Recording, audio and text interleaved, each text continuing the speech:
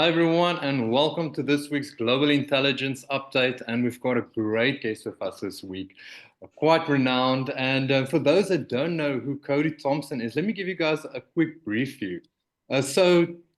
Kody is a dynamic entrepreneur and visionary leader with a track record of success. He is renowned for his achievements as the founder of Lightning Sites, a web development company that he built from a $250 startup into a multi-million-dollar enterprise, generating in excess of $5 million profit across 8 years.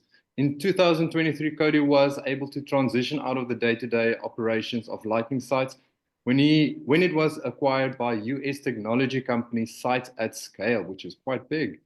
After successfully building his own remote teams to grow and exit Lightning Sites, Kody developed a reputation as an expert in building international teams, scaling businesses, and launched the business WorkPod in 2021 with co-founder Dale Beaumont. In the last 2 years, Kody has facilitated the placement of over 900 remote staff for WorkPod clients, enabling them to achieve greater efficiency, reduce operational costs, and strengthen the enterprise. Kody's journey is a testament to his entrepreneurial spirit and dedication to making a positive impact in both the business world, and community. Welcome, Kody. Thanks, Chris. Appreciate you having me on the show, and thank you to Mike as well. I really appreciate it. It's all a pleasure. Quite a great biography, and stage is yours.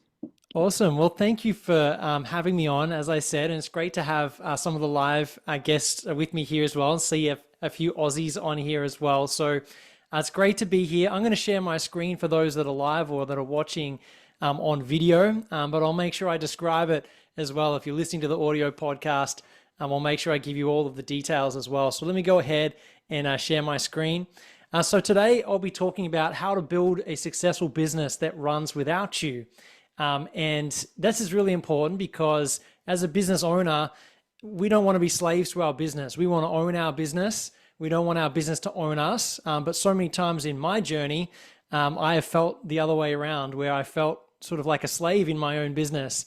And that's not what we want. And I'm sure if you've been running businesses for any period of time, you would have experienced that challenge in your own business. So I want to talk about that today, just share what I've learned. I'm not an expert by any stretch of the imagination on all things business, but I believe that what I've learned across the last 12 years building my businesses could help you.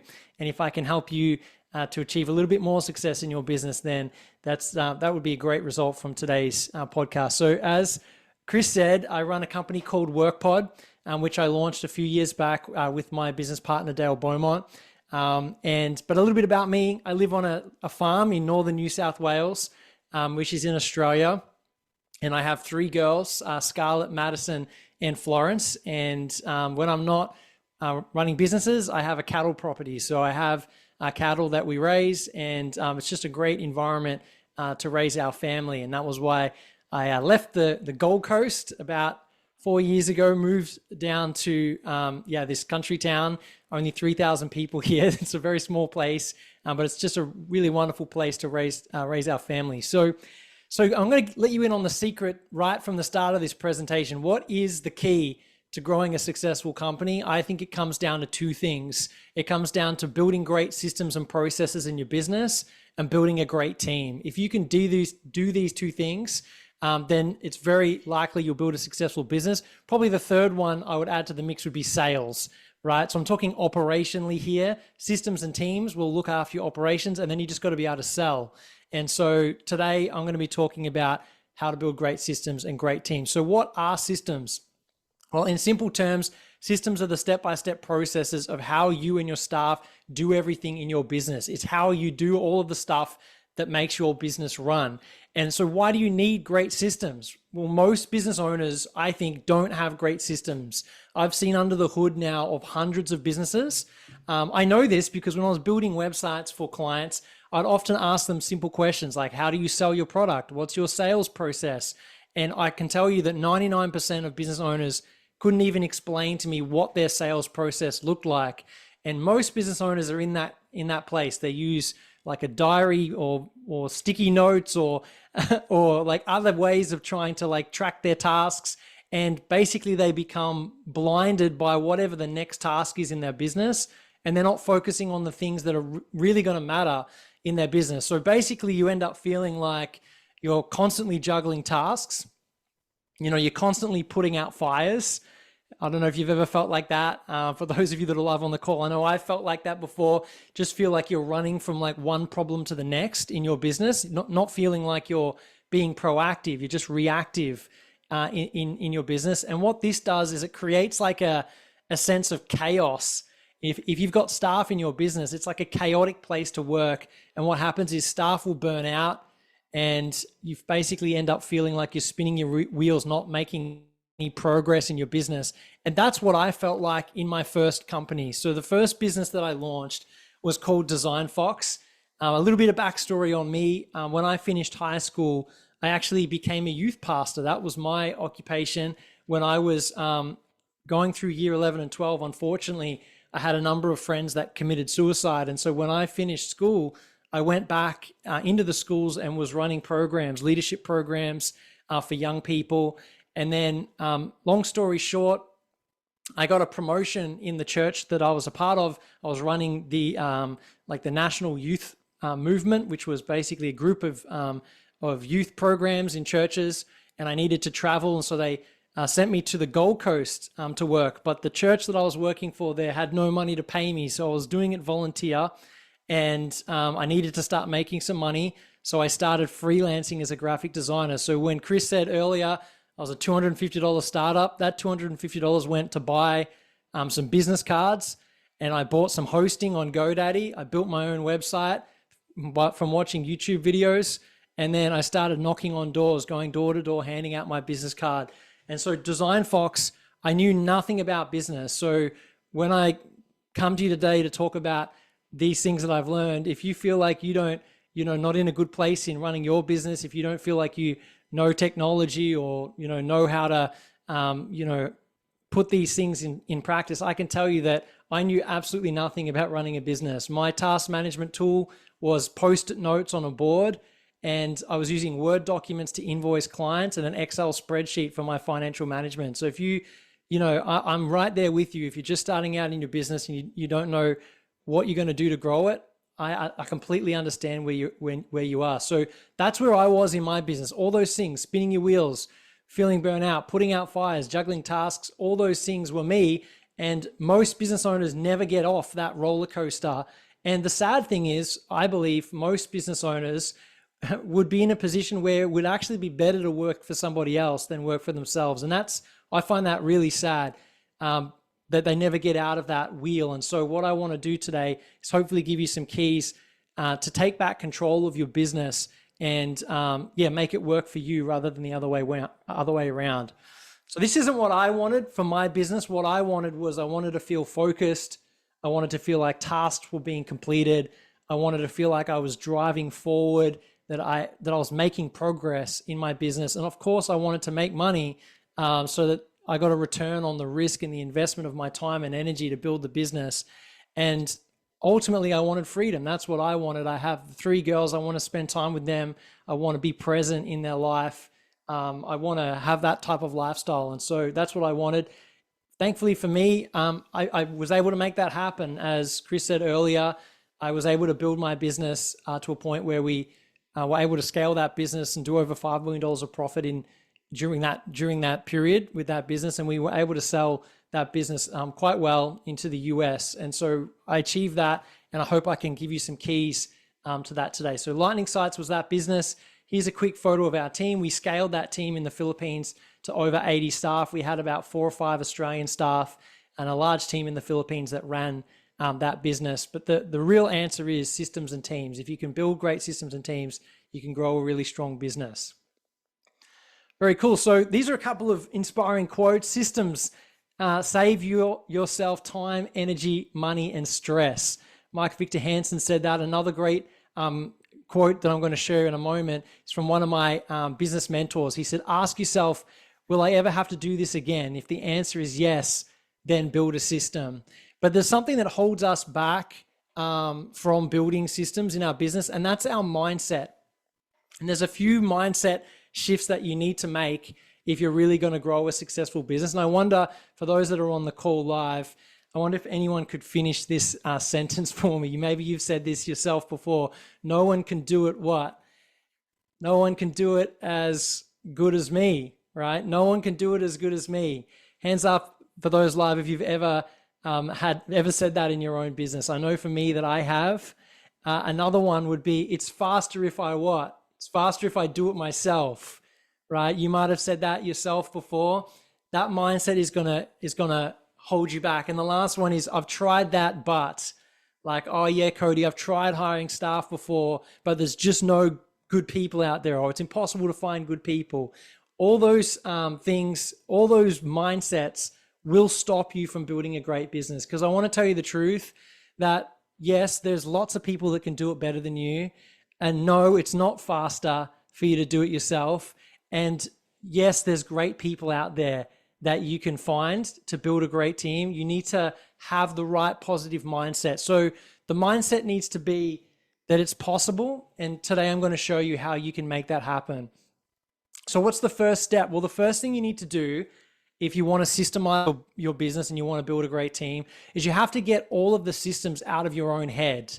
And a great tool for that, I would start by creating a mind map. And there's a great tool called MindMeister. It's mindmeister.com. It's a free tool. There is a paid version, but it's a free tool. And basically what you can do is you plot on the mind map the main departments of your business. So for example, sales, marketing, delivery, admin, HR, and then under each one of those departments, just list out every single task that needs to be done in order to make your business happen. So if you're building websites, it might be you need to, create a proposal for a client. You need to, you run a sales call. You need to, send an invoice, whatever. Like you need to just put down a list of every single task that needs to happen in order for your business to operate. That's the first thing. Now you've got a map of all of the systems that are needed to run your business. And then what I would recommend you do is you color code those. These are the ones I already have systems for. These are the ones that I don't. And then now you've got a bit of a map of where you're at. The next thing you need to do is you need to set up a place where you can store all of your systems, because might have heard back in the day, I'm too young for this to be honest, but back in businesses, they used to print like manuals, right? Operation manuals in companies. But that's really a thing of the past. Now you can digitalize all of that operations manual. So you need to have a digital operational manual online, something that's searchable, something that you can restrict permissions and only give access to staff for certain tasks and systems in your business. There's heaps and heaps and heaps of options here, right? So, Trainual, Process Street, Notion, Teamwork Spaces, Outline, Confluence, SharePoint. These are just some of the examples of the tools that are out there to do this. Personally, I use Outline. I just like how clean it is. It's really, really cheap, and it doesn't have all the bells and whistles, but it works really well for us. I think it's like $100 a month for like unlimited users. So if you're building like a bigger company, it's really useful. And then if you've got a smaller company, their per user price is very low. So I've found that a great tool. But any tool, you just need a place that you can put it and that is able to be only accessed by your staff. And you want to be able to change permissions. So for example, you only want to have your finance people able to access your finance systems, only your marketing people accessing your marketing systems. This helps you protect your IP and make sure that if you've got staff in your company, they can't, access stuff that they shouldn't be accessing in your business. So that's the most important thing with coming up with that. Now, I don't have time for a demo, but just have a look on Outline or any of those tools I mentioned before, and they've got videos and stuff, and you can check that out online. Okay, so now we know what tasks we need to have in our business. Now we've got a place where we can store them. We can put the current systems that we have in our business. Now we need to transfer those tasks from our plate onto our staff members' plate or contractors or partners that we can bring into the business. Now I've put to this diagram up. I call this the task transfer method. For those of you that are listening on audio, just think of like a rectangle And then if you draw a line from the bottom left corner to the top right corner, the top left triangle is work that you're doing. And at the start of our business, we do 90% of the work. So this is what the diagram looks like. It's the left-hand side of that drawing. And we're doing 90% of that work, and maybe 10% of the work is being done by other people. And the bottom triangle on the right-hand side is work others are doing. And so we start out, all of us start out this way when we launch a new business. We're doing most of the work or all of the work. And then there's a small amount of work we're able to get other people to help us with. But the key to growing a great business is being able to get to this point where you're inputting a small amount of time, of your own time, and 90% or even 99% of the work is being done by other people. There's no way these great entrepreneurs we read about, running huge billion-dollar companies can do the work themselves.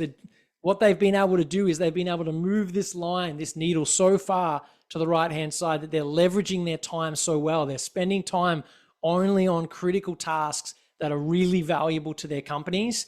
And then the rest of the tasks are being done by other people. So that's the key that we need to be able to achieve, is we need to be able to move that needle. So where do we start? Well, I want to just ask you a quick question. What are the 3 most time-consuming tasks that you need to get off your plate right now? That's where you need to start. Sometimes when you look at that list of tasks, and there might be 100 tasks on that mind map that you just drew out, and you can get overwhelmed by just seeing so many things that you need to do or you need to systemize. I would encourage you, just think about the next 3 things. Or even the next 1 thing, like what is the most important thing that if I got this off of my plate, it would give me time back. And once you've got that time back, you can reinvest it into creating more systems. So for many, many entrepreneurs, it's simple things like emptying your email inbox or managing your calendar or assigning tasks to your team. Like these are things that like a virtual assistant or someone else like that is, cost your business a lot less than your time, could easily help you to take those things off your plate and give you time back. And when you've got time back as the CEO of your business, that's when you can invest that time more effectively. So if you're wondering, where do I start to move this needle from left to right? Well, just start by the thing that is costing you the most amount of time right now and see if you can get that off of your plate. So let's talk about how you do that. So how do we delegate the tasks from the left here to the right? What do we actually do to do that? Well, I have a process I call the delegation filter, and I want to talk you through how this filter works. So basically you drop tasks in the top of the filter and then they fall down the bottom of this filter, and that's how you can kind of delegate them from top to bottom. And you need to do these in order. So the first step is delete it. Delete it, then optimize it, automate it, and delegate it. So they're the 4 steps. I'm going to talk you through those right now. So the first step is to delete it. Now this one is simple. Many times in our business, we have tasks that actually do nothing to progress our business. They're just stuff that we've done in the past, or they're stuff that somebody told us we should do. And so we've decided to do it. But if we actually look at the results of that task in our business, they actually don't get us any results. Okay, so the first thing we want to make sure of is if there's a task that we're currently doing that is not serving our business any longer, don't bother delegating it to someone else. Delete it. Just get rid of it in your business. Let me give you a couple of examples. Elon Musk once said this: one of the biggest problem-solving mistakes is optimizing a step that should have been deleted. Running a business like smarter. Another one is this: the essence of strategy is choosing what not to do. Seth Godin said the best businesses are the ones that do one thing really well. Tim Ferriss said success is found by focusing on what truly matters and cutting out the noise. These are just some examples to illustrate that point. When I was running Design Fox, just to give you an idea on my journey, the first year in business, I did about $110,000 a year in revenue. It was just me. I was charging $80 an hour to do graphic design services. That's where I was able to get to. And by the end of that year, I was so busy that every time the phone rang, I was literally nearly on a fetal position in the corner. Like I would have like almost anxiety attacks when the phone would ring. I was so busy with work. The next year, I was able to hire a virtual assistant to help me to basically spend more time on billable hours. So that was the main change I did the next year. I got 2 staff members. I got an executive assistant, and then I got an assistant graphic designer. I think at the time it added maybe $40,000 a year in salaries because the staff were in the Philippines. So that didn't cost the same as hiring staff here in Australia. I did about $250,000 the next year just by eliminating, the things where I wasn't billing my time. But then to go from 250,000, the next year I did 500,000.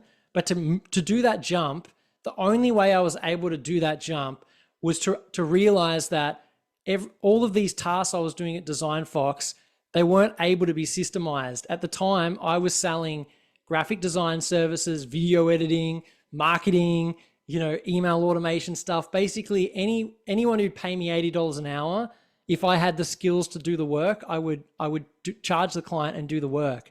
But the problem is you can't systemize that, right? And so to make the jump from 250 grand to 500,000 the next year, I had to delete all of these services in my business and focus on the services that I could easily scale with other people in my business. And so what I did was I decided to start selling websites on a subscription. I built a website for a CrossFit gym, and then another CrossFit gym owner said to me, hey, can I buy a website from you? And then I quoted them, and they said, we can't afford it. And then I had this idea. The customer said to me, actually, couldn't you just copy and paste the website you built before? I'll give you photos and stuff, and then just change the logo and the colors in the photos and give me a copy of the website. And so we came up with this idea where I charged him $300 and I charged him $100 a month for the website. And anyway, he thought it was awesome. I signed up that CrossFit gym owner, and then over the next year, I signed up 100 other CrossFit gym owners on a subscription website service where my staff ran everything. So I had to, what I'm trying to illustrate to you is you can't systemize you and your skills.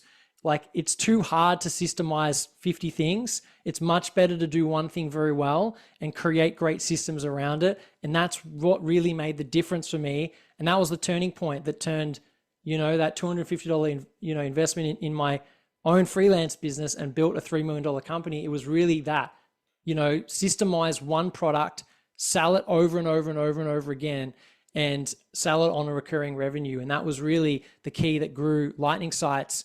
So first step, is that task actually serving your business? If not, delete it. Then step 2, optimize. Okay, so it's serving a purpose. How do I do this task or this process more effectively to make it faster and better quality? Vince Lombardi said, perfection is not attainable, but if we chase perfection, we can catch excellence. And that's what we want.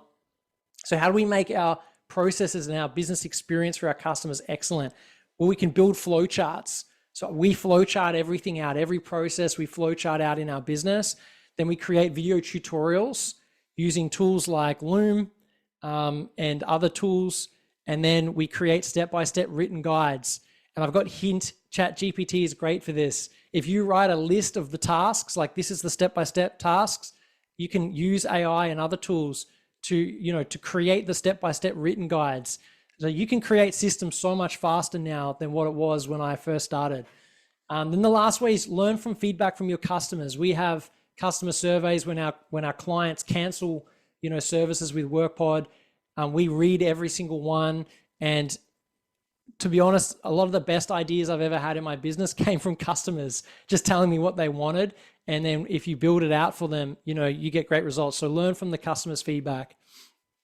All right, so step 1, delete. Step 2, optimize it, make the process as fast as possible. And then step 3, automate it. If there's a way to use software to automate the task, then that's the next step to get it even faster. I believe that every business will require a piece of software for at least these 4 areas of your business. You need a CRM system, which is like your sales system, your customer service. CRM stands for client relationship management software. So every business needs a CRM system. You need a finance system. And I'm not talking about an Excel spreadsheet like I was using when I started. There's tools like Xero and QuickBooks and MyOb and many other tools that allow you to automate invoicing, payroll, financial reporting. Stripe is another example. So you need a finance system. The third area is tasks. You need a task management system. So when you hire staff, you can assign tasks with proper deadlines and proper accountability for the tasks that get assigned to your team. And then the last area is a knowledge base. Many other businesses might have other tools, but every business, I think, needs at least these 4 tools. The knowledge base is where you can automate staff onboarding. You can put all your systems. That's the tool I showed you before. I use Outline, but you could use other tools. So if you don't have these tools, it's going to be hard to automate systems and processes in your business. But if you do, you can make it easier to automate. So then once you've got those tools, you can implement workflow automation. So let me show you a couple of examples, just quick examples. So in my business at WorkPod, we make money from customers 2 ways. Way number 1 is that we recruit staff for them in the Philippines, and then there's a setup fee for that. And then number 2, we charge a fee for those staff to work from one of our serviced office spaces. And so we use Stripe to automatically take those payments from our customers. Now, in different countries, they need to receive tax invoices, and Stripe does not send tax invoices that are, at least in Australia, have all the information needed. So if we were to have to manually create an invoice in Xero, which is our finance management tool, and send that to our customers, right now we have about 800 customers we work with. It's fair to say that that would be nearly 40 hours a week of work when we're billing clients every week for these desks. So one automation that we've built is we've integrated Stripe with Xero so that when a payment is taken on Stripe, it automatically creates the invoice and it automatically emails that tax invoice to our clients. So that's a very simple example of a workflow that saves us a lot of time in our business. And there's hundreds of these examples in our business that we've automated. Here's a more complicated example. So on our website, we have a WordPress website. We use a plugin called Gravity Forms to take the orders from our clients. When an order is taken, there's a number of things that we want to happen. So we have a Google Sheet that has all of our customer orders in it. It creates a row automatically in Google Sheet. Then we use an email tool, like a front desk tool for all of our email communication with our customers. It creates a new ticket thread for a new order, and it assigns it to our recruitment manager and adds the tasks that are needed in our front desk software. Then it marks the opportunity as won in our CRM, so our sales team is reporting effectively, and then it notifies all of our team managers that need to know about new orders. It sends a chat message through, so instantly when an order gets placed, we're all aware straight away that an order has been placed. And then in our task management tool, it automatically creates a list of tasks that our recruitment team need to do in order to fulfill a new recruitment order in our company. So that's a more complicated example, but these are the types of the things that can be automated with software. So step number 1 was delete. Step number 2 was optimize. Step number 3 is automate. Whatever you can automate, the better with software. And there's so many different things you could automate. Here's just some examples that I've put up on the screen. Chatbots, help desk routing, data entry, social media posting, PPC campaigns, using AI for different tasks so you can get them done faster, predictive maintenance, inventory management, recruitment automation, employee onboarding, etc. There's so many different things, and it depends on your business and industry, what software is available to do those things. Now, the last thing is delegate. If software can't do it automatically, then we need human beings to do the tasks. And so that's the last step, is delegating the task. And so I'm going to talk a little bit about that now. And so here are a few tips, to delegate better. First thing is to identify what needs to be delegated. So the routine, is it specialized or is it outside? If it's outside of your strengths, and then choose the right person. So you want to match the task with the skills and availability of your team. You want to provide clear instructions. So that's where the systems are important. Then you need to empower and trust your staff. So you need to allow autonomy in decision making. So if there's financial decisions, there needs to be limitations, for example, on how much money they can spend on certain things. And that way you can empower and trust them to follow the systems. You need to communicate regularly, focus on the outcomes. So prioritize the results that you can get and look to improve the process rather than micromanaging every step of the process. Focus on the outcomes that your staff are producing rather than, micromanaging every single detail. Provide support. So be available and offer guidance, review and reflect. So we often do debriefs after big projects so you can improve the process next time. Develop a delegation culture. So lead by example and encourage your team to delegate. And then automate where possible, as I mentioned before. So use technology to streamline the tasks as much as you can.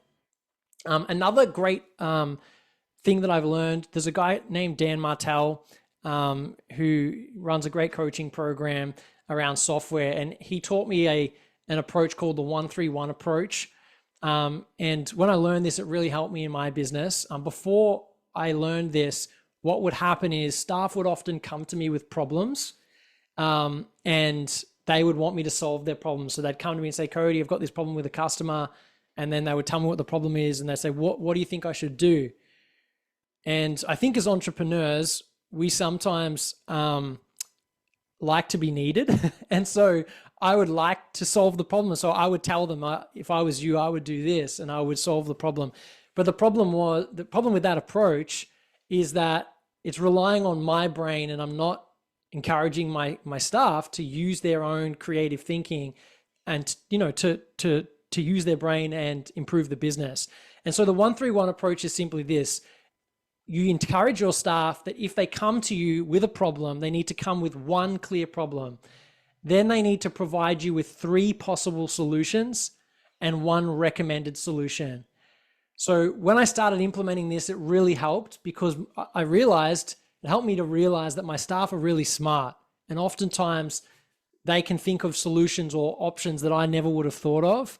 And it encourages your staff to think. So when your staff come into a staff meeting, and they're describing a problem, instead of jumping in and solving it, my new approach has been to ask them, what options do we have? And then what option would you recommend? And so that helps to make sure that your people are thinking, and it creates a culture of leadership where your staff actually take ownership of the problems and come up with solutions. And you'll be amazed at how well your people will do this if you empower them. Everybody wants to feel like they're valuable and they can contribute. And yeah, this approach really opened my mind and helped me to be less of a, one-man player and more of a team player. Next thing we want to do is structure the responsibilities in our business using an accountability chart. So I'd recommend creating some sort of organizational chart that highlights who's in your team and what are they responsible for. And that helps to give clarity to everybody on what each person's role is. Now, if you've never done an organizational structure before, I thought it might be useful just to show you this quick 3-silo business system. So in business, there's really 3 areas to every single business. It doesn't matter what the business is. You could break every company down into these 3 areas. Area number 1 is sales and marketing. Area number 2 is delivery. And area number 3 is admin and finance. So in simple terms, you need a way to market and sell your product or service. You need a way to deliver it, deliver your promise to the customer. And then admin and in finance is you need a way to administer all of that. So charging the clients, managing all your team, etc. So every business fits into those 3 silos. It's just that it can be broken down further. So for example, in a website business, like my previous one, we had sales and marketing together, but then we had 2 delivery arms. We had website building, which was our web development team. And then we had ongoing support. Remember, we sold websites for a fee up front and then an ongoing subscription. So we had clients that managed we had staff, a team managing new clients coming on board. And then we had another team that managed the ongoing support of those existing clients. And then we had finance and HR split into 2 teams. So it's the same 3 silos. It's just that as your business gets bigger, you need to have more leaders essentially to run the business. And so you'll end up with more, I guess, departments, but they fit within that 3 silo system. So another example would be WorkPod, my current business. Sales and marketing's together, finance and HR are split out, but our delivery, we have a recruitment team that helps recruit. We have a client support team that looks after our clients. And then we have an operations team that looks after our facilities in the Philippines, like cleaners and security guards, et cetera, et cetera, et cetera. So every business can fit into those 3 structures. So that's what you can use to help you to plan out the structure of your business, make sure it's crystal clear to everybody. And the key for this is that if there's more than one person responsible, then nobody's responsible. So the biggest mistake that I see business owners make is that there's tasks that everybody contributes to. And if everybody's contributing to it, then nobody's ultimately responsible for it. And so that you need to have an accountability chart that allows you to make sure that one person is responsible for that area of the business. And if there's a problem, that problem is for them to solve.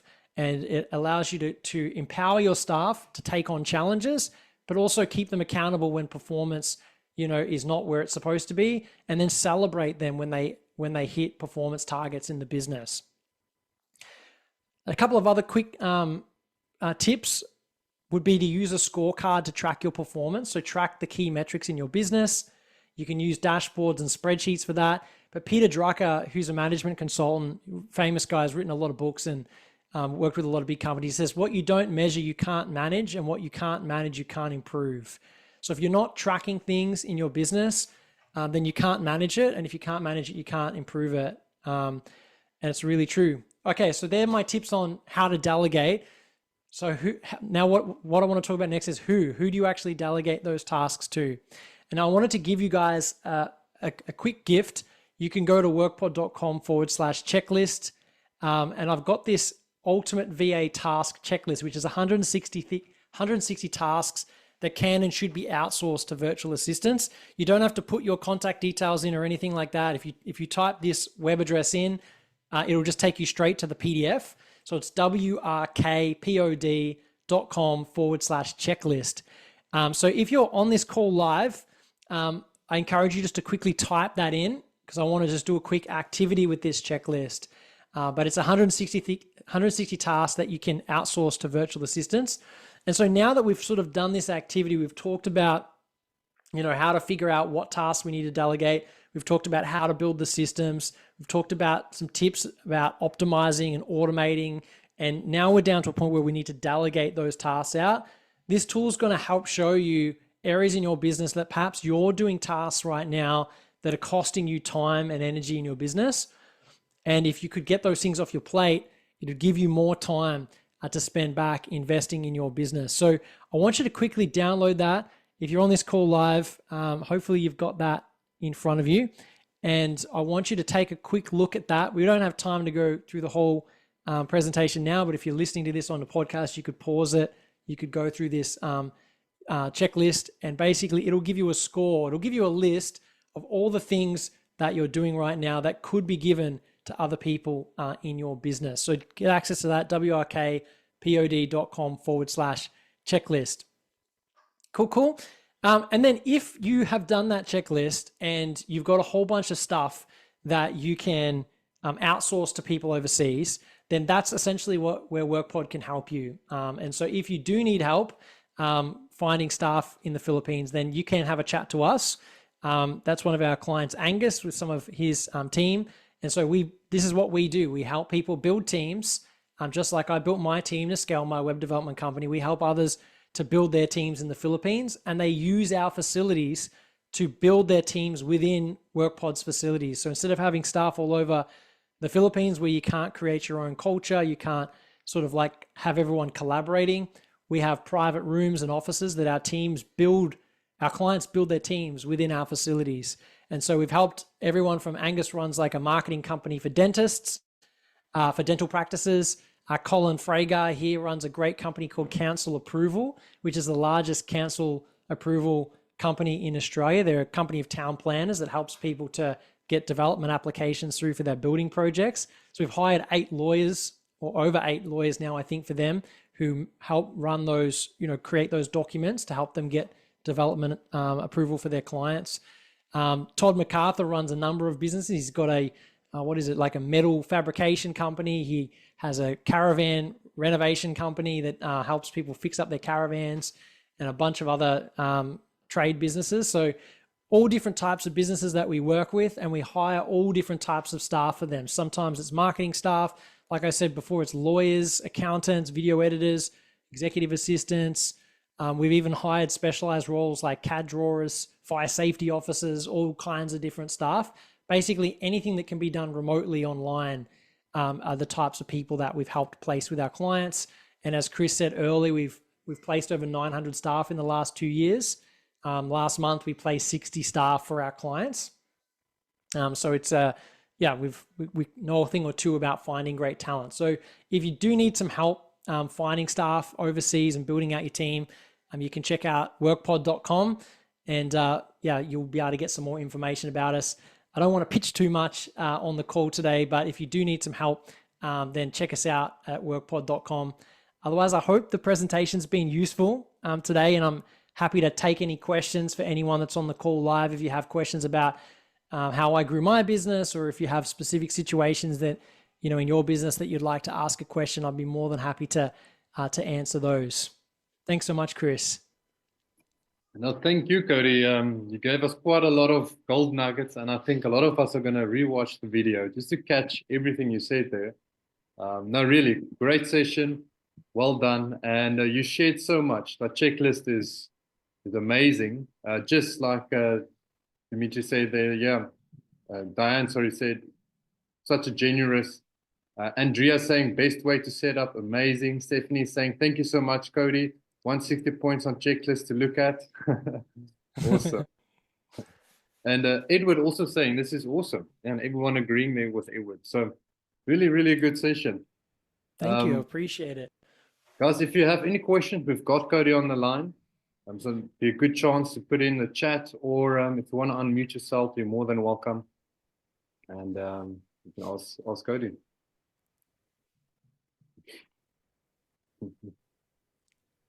Looks like you were crystal clear. I'm just going back and reading through the chat in case there was any. Hey, Kody, it's Andrea here. Just want to ask a question, and that is, what did you find as the biggest hurdle for you going through this process, going through this whole massive shift in the way you structured your business, the way you look at your business? What was the biggest hurdle for you? Yeah, I think I started with the mindset stuff for that exact reason, because I think that's really the thing that stops us. If we're really honest, it's actually arrogance and ego that stops us from delegating. I don't like to say that straight up in the presentation because I don't want to come across like self-righteous or something like that. But honestly, that was what it was for me. Like, like thinking that no one can do it as good as me, stuff like that. It's just ego. It's not true. So that was probably like the mindset shift that helped the most. And then probably, how do you keep going is probably the next hurdle that's like really challenging. Is just in business, the stuff that comes up that's just really hard, and it's hard to keep going sometimes. And I think what helped me with that was just focus, like there's another great book called Fix This Next by Mike Michalowicz. And it talks about the idea of just finding the one thing in your business that you got to fix right now. Because there was times in my business where it felt like everything was broken, and like I just felt like overwhelmed with all the things that I needed to fix. But Fix This Next just encourages you to focus on the next thing that you need to fix. Like a lot of the stuff I showed you today, it took 10 years for me to, I grew that web development company. Took me 9 years to grow it to a $3 million valuation, whereas, we just had an investor in WorkPod and it's valued over 8 million, and we did it in like 2 or 3 years. So once you've done it once, it's like easier, but the first time I did it, it just took like a lot of time, and you have to just be disciplined and try to stay focused and not get overwhelmed. Thanks, Kody. That was awesome. No worries. Thanks for the question. Does anyone else want to drop in a question there? Dan also saying, great webinar, got to go. Well done, Kody. No worries. Thanks for joining us. Katrina here from New Zealand. Just a question in regards to from the outsourcing scenario, when you end up utilizing different people offshore or wherever it may be. Yep. Have you got experience, or do you know how that interlinks with things like B Corp certification at all? I'm not very familiar with B Corp certification. Is that like the B workplace where it's is that what you're talking about, where it's sort of like a accreditation you get for being a great place to work? Is that what the B Corp is, or something different? So, sort of, but it's about how that business and social responsibility. So there's a huge amount of questions and interrogation that you go through and how you do that certification. And a big part of that is on regards to how you pay living wage and things like that. Yeah. So where do you, if you don't know, it's okay. I can look into it. But it was more about how that works from a perspective of just making sure I run a manufacturing company, and there's not many manufacturers that pay a living wage. We're really committed to that. So how does that work when you then have offshore support going? I know living wage is different in each country. Just I think curious, you've got the right. That I worry about. Yeah, I can't tell you specifically about B Corp because I don't have any experience with that specifically. But I will say that your heart's in the right place, and it's the reason why when I started building my web development company, I went and visited a lot of what they call BPOs, or agencies in the Philippines, to try to help me. And to be honest, I wasn't very impressed with what I saw, because a lot of staff were not treated very well. They were not paid very well. And so when I built my web development company, I ended up just creating my own company over there, and I had to do everything from scratch. I had to create a company. I had to find an accountant over there, find a lawyer to help me. Then I had to rent my own building. I spent $50K fitting the building out, and then started hiring staff. And so when I started WorkPod, I just have tried to create it what I wish that I had, which is our clients are able to hire the staff directly. And so they're in control of what they're paid. So what happens is that WorkPod only charges a fee for the staff to work in our facility. So everyone knows what WorkPod earns. And then we help negotiate the salary of the staff so that our clients don't get overcharged, but also that the Filipinos earn a proper salary for the skills that they have. And so I think it's a win-win-win, because the Filipinos earn more money. The New Zealand business owner, or Australian, or wherever they are, they pay only what they should be paying, and then everything is transparent. And so I think it's very important what you said. We should be looking after every person that works in our organization, whether they live in New Zealand or anywhere else. And so it's important that they earn, a competitive salary for the skills that they have in the location that they're located. So I would imagine that that's what B Corp would be concerned with, but I'm not, very familiar with their accreditation process. No, thank you. We're not actually accredited, but I use a lot of the criteria that they use as just a really good gauge of how we should be doing things. But we're not consumer facing, so there's no value in the accreditation to us, just the heart. Yeah. If you if you go on our WorkPod website, one of the pages that I think is really important on our site is a VA Stories page, because it's videos of the staff in the Philippines and what their perspective is on working at WorkPod. We really are an employer of choice there, because when they work for us, they get paid directly by the business owners, so they earn more money. And just the stories of how it transforms their lives is just like, every time I visit there, I end up in tears talking to people there, because of, maybe they were working night shift at a call center, going to work at midnight and coming home at 8 a.m. and they're earning, 500 Australian or 600 Australian dollars a month, never seeing their kids, just those types of stories. And then you get them a job with a New Zealand company, for example. Now they work day shift, they earn 50% more than they were earning before, and they get to pick up their kids from school. It completely changes their life. Yeah, great. Thank you. That's really helpful. I will have a look. No worries. Yep. Awesome. Thank you, Katrina. So guys, with that, we're gonna have to cut the session, and I just want to thank Kody again. Thanks for being us. Thanks for sharing so much great information. I think a lot of people are really going to take quite a few gold nuggets out of that. And guys, if you missed the website link, will put it in the comments if you're listening offline, so you'll definitely be able to check that out. And then I just want to say thank you to all the live listeners that are here with us. Thanks for joining us. And also, of course, the offline listeners and viewers. You guys are amazing. So we'll see you again next week. Thanks, Kody. And we wish you all the best. Hopefully, we'll see you again soon. Yeah, thanks. Bye, everyone. Cheers, everyone. Thank you. Bye.